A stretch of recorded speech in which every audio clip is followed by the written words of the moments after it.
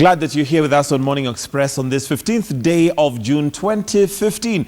It is indeed another great day. It's now 17 minutes after 8 and well, it's always great to, listen to where the nation is on the way it is right here on Morning Express, and your contribution is always welcome. But now we want to change gears and go on to lifestyle. And today we have an inspirational story. And remember, if in case you have a story that you'd like to share with us, you're welcome to do so. Do let us know. You can tweet at Michael G. Gitongo, at Sophia Wanuna, and just, give us a brief of it and maybe your email address, and we'll get back to you and let you know how you can also be an inspiration to somebody else. I met somebody on the street the other day and they said, I'm glad that you aired the story that we did last week about the couple that were into drugs and had done something about it, because this particular person actually admitted and said that they were still in drugs, but because of that story, they felt that there was hope and that they themselves do the same thing. So you never know how many lives you may touch once you share your story. Now, many of us possibly have got different backgrounds, and depending on the challenges you grow. Somebody sang a song, I think it was Demeter Hayden, and she said that what doesn't kill you makes you stronger. And what is the difference between those who are strengthened by their experiences and those who sometimes give up on their experiences? What is that makes the difference? What is it that brings some of them to actually come out and speak about their challenges, and not only speak about their challenges, but speak about their challenges positively and ensure that they influence others positively in that regard? And that's what we'd like to look at today on our inspirational story today. And it is obviously one of those that you listen to and you're left thinking, okay, how did she actually pull out of all that? How did she get out of all that? But she's here to tell us a story herself. And let me take this opportunity now to introduce Millie Peter. Welcome. Thank you, Michael. And thank you for joining us and being brave enough to come and tell us your story. And let's just start from the basic. Tell me a little bit about yourself. What's your story? Okay. As you've heard, my name is Millie Peter. I would like to use three birds to describe who Millie Peter is. Okay. I'll use the dove, the owl, and the eagle. So the dove, because it's a relational bird. Millie Peter is quite relational. She believes in family and the care that's offered to family. Yeah, she believes that the family should eat well and be well kept. The owl, because it's an observant bird. It pays attention to detail. I'm a very keen person, and a lot of the time I like getting the information fast, and that can be it can work to my disadvantage at times, because I tend to be a little slow in carrying out my tasks. Yeah. As you wait for the details. Yes, as I wait for the details. The ego, because I'm quite passionate. Like I've said, I'm passionate about family, passionate about why I'm here on earth, and also just about life. The eagle is also a very focused bird and swift. So also, as much as I might be slow, but also I like results. Yeah, I like carrying out work and ensuring that results are obtained, are achieved. All right. But also, Millie Peter is a minister of the gospel with a prophetic age. I'm a mother to Shekinah Weiss. She's in class 6. My husband, seated right there, George Peter. And I'm born again. I love the Lord. Thank you. Great introduction then. At least now we know who Millie Peter is to some degree. But now Millie Peter did not become this way overnight. Yes. She has a history. Yes. Tell me about how you grew up and where you grew up. Okay, I grew up in Eldoret, born and brought up in Eldoret, in a family of 20, polygamous. My mom had 11, and my stepmom had 9 kids. So, growing up in Eldoret, as a young girl, as a small child, it's quite interesting. I actually remember my childhood with a lot of amazement. Yeah, because that house was always crowded. You can imagine 20, though we were not all of us in the house at the same time, but I know there were some relatives also who'd live with us. And really, I remember a crowd, that's for sure. I remember the struggles we went through. I remember at some point, I had to sell sukuma wiki in a sack on my back. We would go door to door and knocking and selling the sukuma wiki in order to make ends meet, in order to maybe get sugar, quarter kg of sugar. I remember also we used to go, I learned how to fish by just going with my brothers. I would wonder, where do they get money for their shaving and all that? I lacked everything, Michael. I lacked cream, I lacked the sanitary basic necessity towels, that you would need as a girl. The basic necessities that I would need as a girl. What number were you in terms of from my family, I was number 4. Okay. I was number 4. And it was quite tough, yeah, fishing. So we would sell and get like 5 shillings, be able to buy Vaseline, those kind of things. And I also did, there was something else that I did as a child, just, you know, to at least maybe buy milk, because we did a lot of black tea. At times, sukuma wiki without oil, but there are also good times. I enjoyed the times I spent with my father. He loved football. So he would come from work and would take his uji, it was there. Then he would change and call all his children who were present, hey, it's football time in the evenings. Thank God, then there were fields where children would go and play and all that. Okay. So I really look back with a lot of joy on that. Okay. Yeah, just playing together, one big family, playing together. And then he was also a storyteller.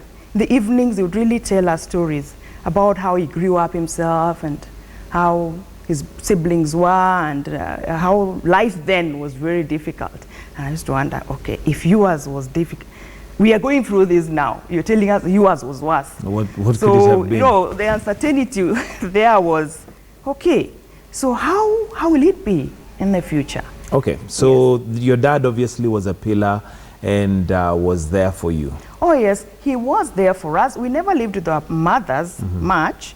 Personally, I didn't live with my mom. Most of the time she would be in the rural area or running some tiny business that my dad set for her somewhere in a different part of town. Okay. Yeah, so I also believed that growing up with our mothers would spoil us. Somehow would cause a rift between us, you know, a polygamous family. So he would be there, but most weekends he would go visiting either one of them in the rural area or visit my mom where she was working, she was doing her business. Yeah. Okay. Yeah. So then what happened to your father? Obviously he was a pillar and you remember him with a lot of joy. What happened to him? Oh, one morning we wake up as usual, leave for school, and in the bus there was this company bus which I happened to take that morning. We used to run to school. I used to run like close to 40 minutes to school. But this particular morning, my brother insisted, no, today, just let's talk to the driver. You take this bus so that it drops you close by. I don't know whether I was unwell or something, I remember. And I took the bus. No, that time I was in Form 1. Okay. Yeah, I just joined Form 1. So in the bus, I'm hearing people telling stories of a guy who was just collapsed in the bathroom and died. And nobody seemed to know who this guy was. That was my father. And I didn't know the whole day. I went through school. I remember at some point in the day, the head teacher came, called me, oh, hi, how is Millicent? I was the class representative.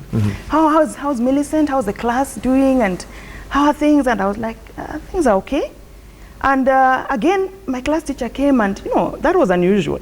Though I didn't notice it at the time. At that time, you didn't pay any attention to it? I didn't pay any attention to it. Yeah, so until evening time for going back home, went home, and there was a crowd. I could see it from the road. There was a crowd at our compound. I wondered, okay, what could be going on? There were screams and all that. I knew definitely someone had died. And there are 2 ladies that met me close by and offered to carry my bag as I was approaching our house. Let me just help you. They were our neighbors, I knew them. So one stood on my right and another one on my left. And they were insisting, no, we have to carry your bag. I said, okay, eventually I gave in. And they carried my bag. And so I asked them, what's going on? I'm hearing noise. Yeah, no, don't worry, let's just go. So I asked again. Already, I was already alarmed. And I could feel, no, I wasn't myself. I was shaking, something wasn't right. So I asked a second time. And do you know, Michael, that was the last I remember waking up at around 8 o'clock.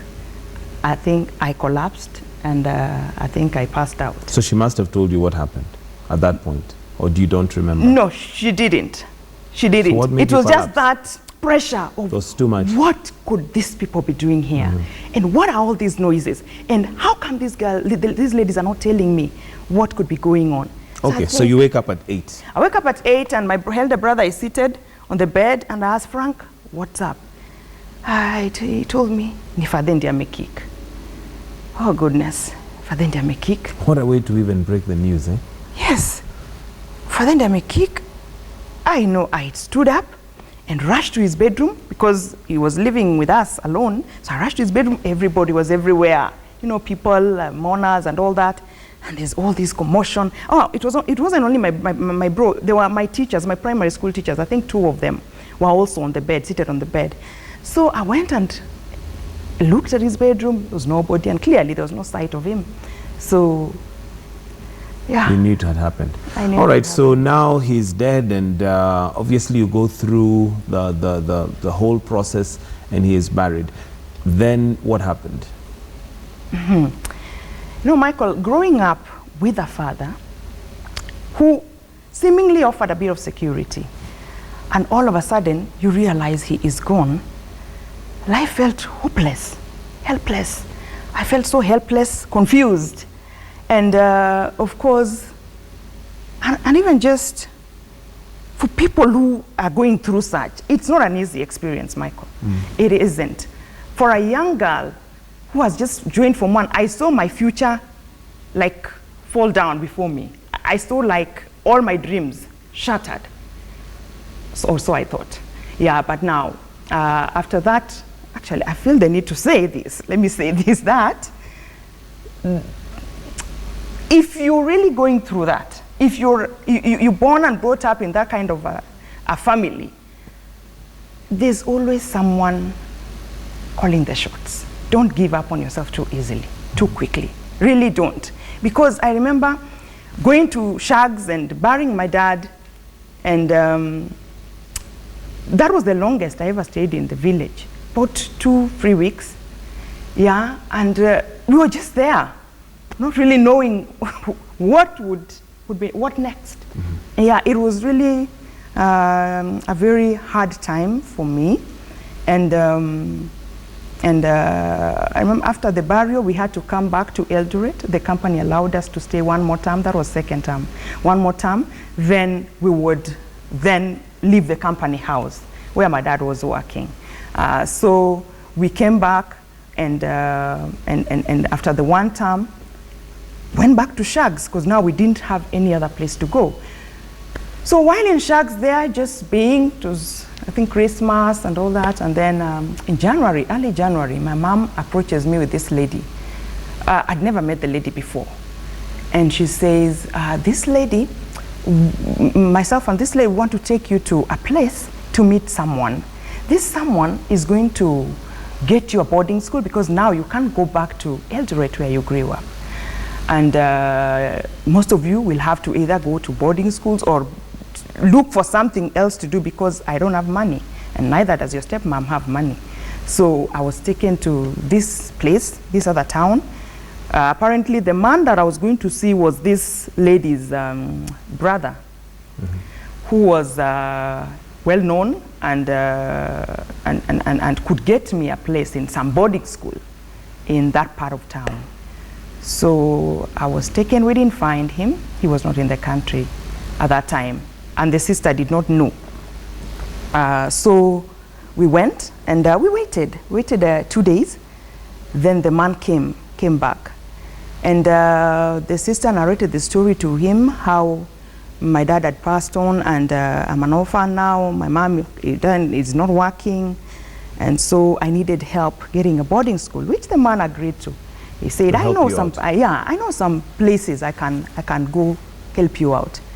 So he took me, he told my mom and his sister to just leave me there. Then they would do what? So now your mom and this lady left you with him? Yes, left me at his house. With the intention of him getting you a school? Getting me a school. Was he to be your guardian, or was he just facilitating the getting of the school? Was he paying the fees? Who was he? I'd never met the man before, just like I'd never met his sister. Right. But apparently the sister is married at our place.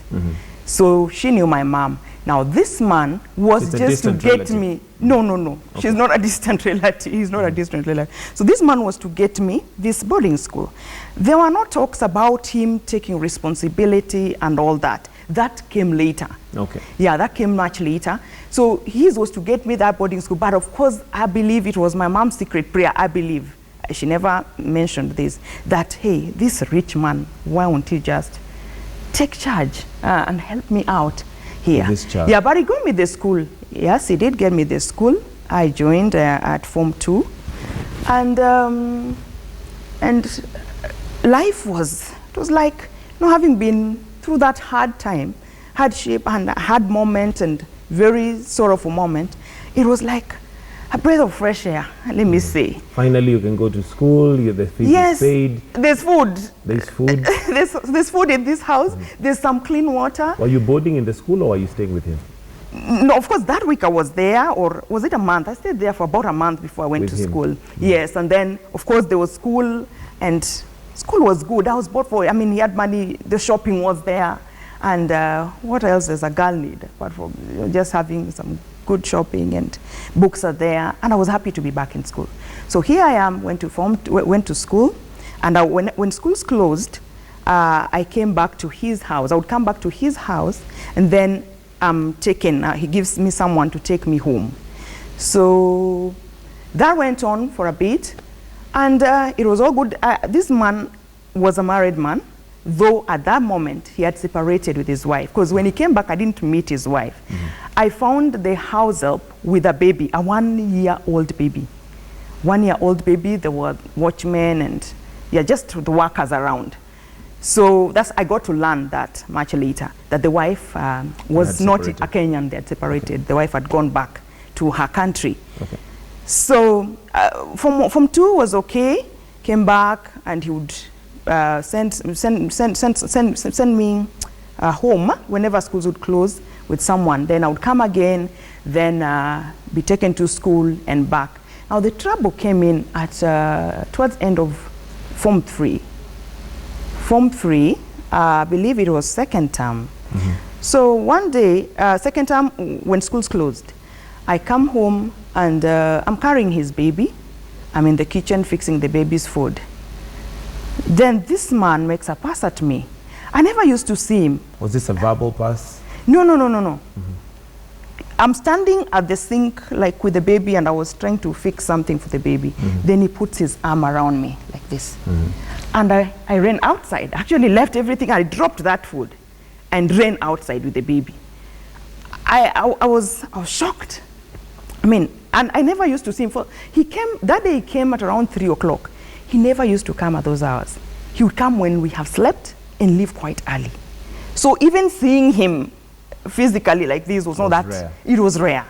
So that particular day he came at around 3, and I'm in the kitchen. Then I didn't even know he had come. I just had an arm. Then so I ran outside, dropped the uji there, and he really apologized after that. Later on, he came and said, "Oh, I was just trying to check how the baby is. I was trying to hold the baby's hand, but really it did not feel like that." Okay, that went that went down like that, and it was quiet, silent. Things were normal again until the middle of the holiday season. So I didn't go home. He did not give me fare that holiday to go home. So now you are staying with him during the holiday? Yes. So now I'm there during the holiday, but I kept pressuring him. I kept telling him I need to go see my mom and all that. So anyway,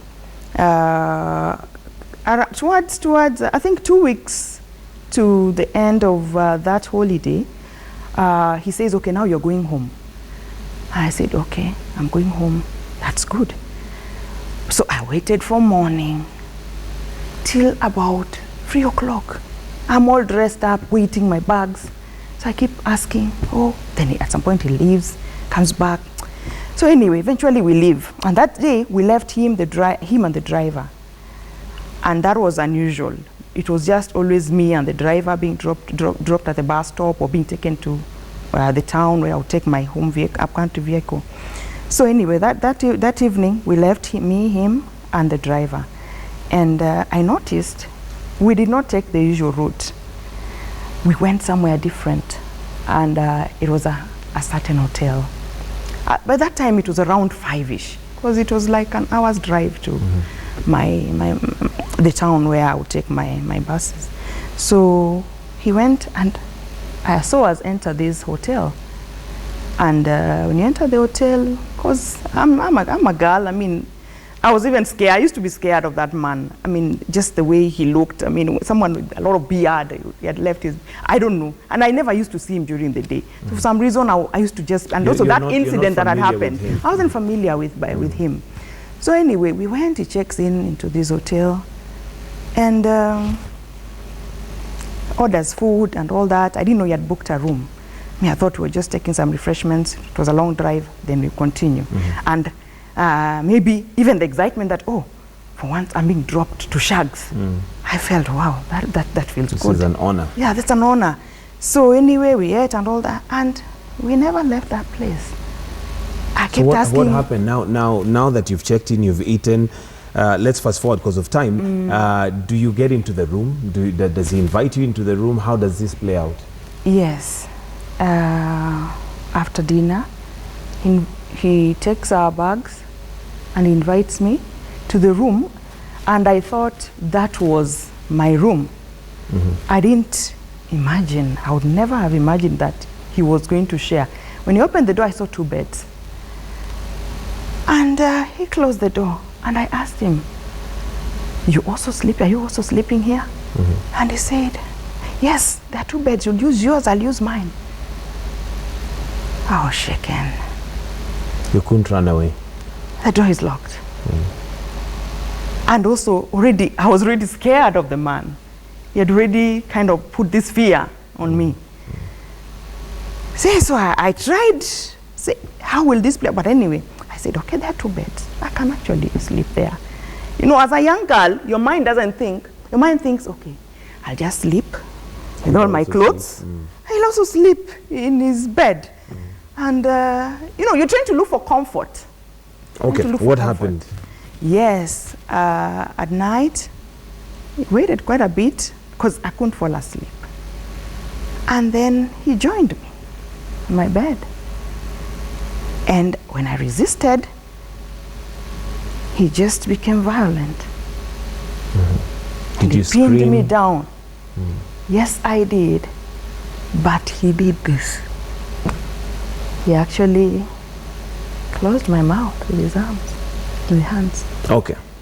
So you tried screaming, and at this point he raped you?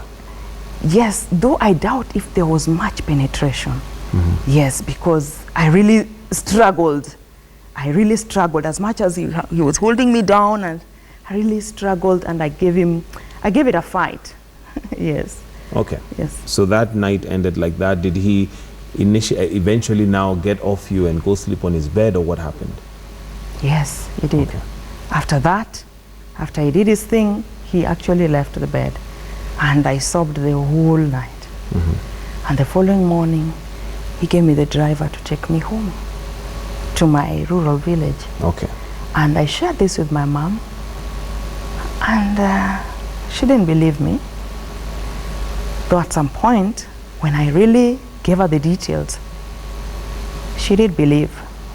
But now, while we're still there, for the benefit of those children who might be watching this and possibly are going through that, it could be an uncle, could even be a father, could be a relative, could be a friend, and they fear to tell their mothers for that very reason. Their mother may not believe. What would you tell them?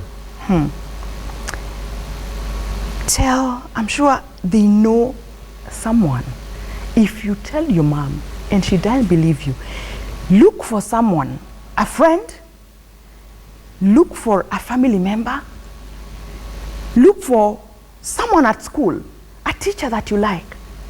Share this thing with them. Let them know. Let them know, because you need to be safe. You need to you need to, because you can't be protected if you don't let it out. If people don't know what's going on with you, you will not be protected. Okay, here you are. Now you're taken home. You've told your mom. Does she take you back to him? Oh, even after she believes me, she tells me. Because remember my background, we were 20, she had 11. My daughter, look at where God has brought you. You are at an advantage. Look at the rest. And you know, she was left pregnant, 5 months pregnant with our last born. So look at the others. Look at your home. Where do you think you're going to go if you don't go back to school? And you have to go through this man's home. Just vumilia. Just keep your mouth shut for the benefit that you're getting from him right now. Yes, so I went back to school, 4th form now. Through his house? Definitely, that was the procedure, that was the routine. Okay. So I wasn't taken, I would just go myself. So I went back to school and he behaved like nothing had happened. Really behaved like nothing had happened. And I was in pain. I was really in shock. I think the sight of him made me feel, you know, I could feel this anger welling up in me. And tears would just roll down my eyes, my cheeks. So I went and he was avoiding me. He would send people to find out, okay, what does she need for school? You write a list. He didn't make contact. And I was taken by the driver back to school. But middle of first term, he came. He came with some goodies and talked to the headmistress. And do you know what happened? The headmistress released me to go with this man. He was my guardian then. At that point, he had told my mom from 2/3 term, he had told my mom that he would start paying my school fees. So he was actually the one catering for everything. Okay. Yeah, so he came and midterm, he came picked me. And now the same thing happened again. Now at home? In his house. He ensured that he released all the workers. And I was alone there. The watchman, it was a big compound, the watchman was out there at the gate. Nobody, you don't want to go through rape. You do not want, I mean, it's not nobody wills to go through rape, but it's quite a traumatizing thing. Quite a traumatizing. So yes, I was raped again at his house over and over. I would at times hold on to the bed stand, screaming, and he would do his thing. And after that, he would get up and go, leaving you there. That was quite inhumane, Michael. Okay. Quite a painful experience. Mainly because of time. Did this continue happening again and again to a point where you even now, quit screaming? I became numb. I stopped feeling. I stopped feeling. Why didn't you ever run away? I did. This was a powerful man around. He's he's quite a big shot. And I did, and he would follow me. He would look for me everywhere. And if he would find, I ran to friends' places. The friends I made around his home, I would run. I ran to pastors' homes. And he would come there and fight those people. Some would be put in jail for a week or two just for housing me. I ran like so many times. I even ran to towns that I didn't know anybody to seek refuge, and he would find me. There's even this time, I'd run to this town and stopped, imagined that now I don't want to go back to school and I'm just going to move on with life. Do you know, I even joined the choir there for that time that I was there. And the following Sunday, I saw the man seated at the pew, the second row. Right there. Right there. Let me just stop you right there, Millie, and ask a question. You say it's a powerful man. Do you mean powerful in terms of strength or socially speaking? Socially. Okay. Is he still somebody you know? Clarify a bit. It's somebody known to you, obviously. Yes. Is he still powerful?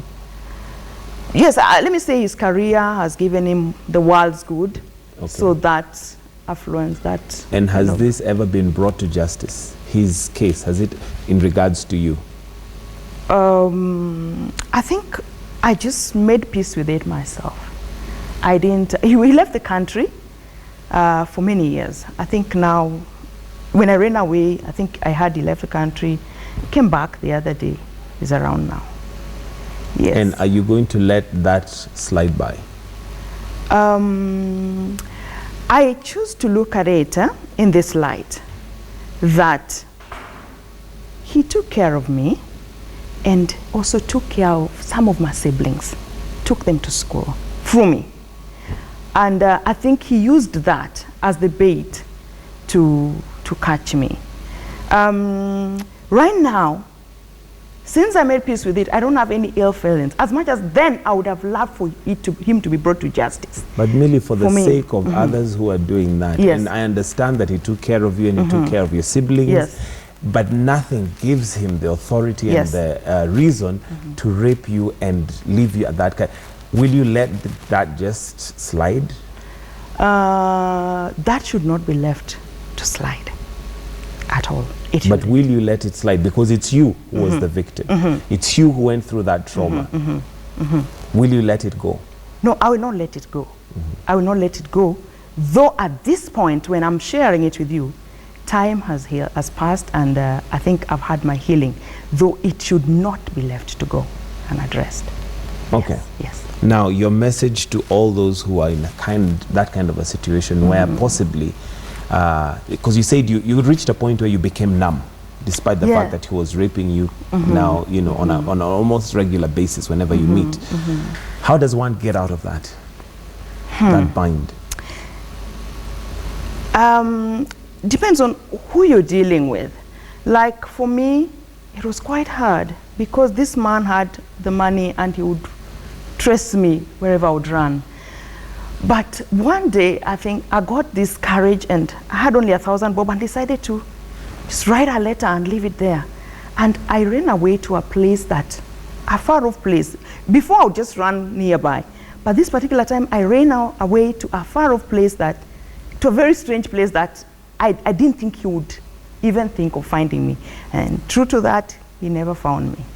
That's how I got away. As much as I had enough struggles when I landed in that new town, I even had to spend a night at the watchman gave me some boxes to lie on for the night, spend the night. But how I breathed, for the first time I breathed a sigh of relief.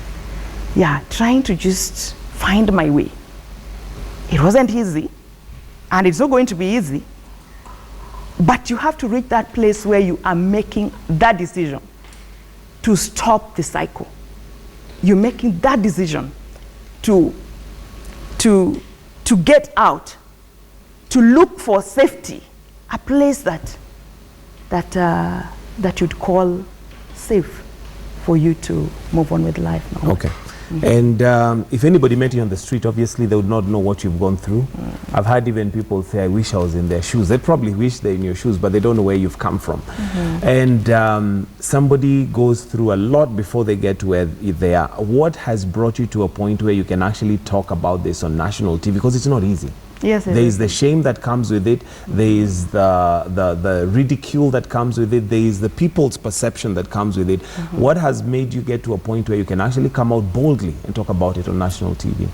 Purpose, Michael. Tell me about it. When you understand, remember my 3 birds, the ego, I'm passionate about purpose, why I'm here, and I'm passionate about family.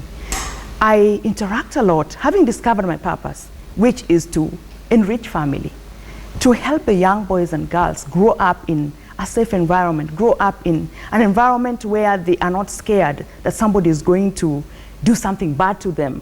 I'm keen on imparting values so that those men in the society that do such things are helped right from the beginning at the foundation, where they are taught these values to know that, hey, this is the right way to grow up, and this is the wrong way to grow up. Because if that issue is addressed at the foundation level, we will be able to have proper men, be able to have proper women who will not go out to do harm to the young ones. Where do you think the problem is? Why have we gotten to where we are as a society?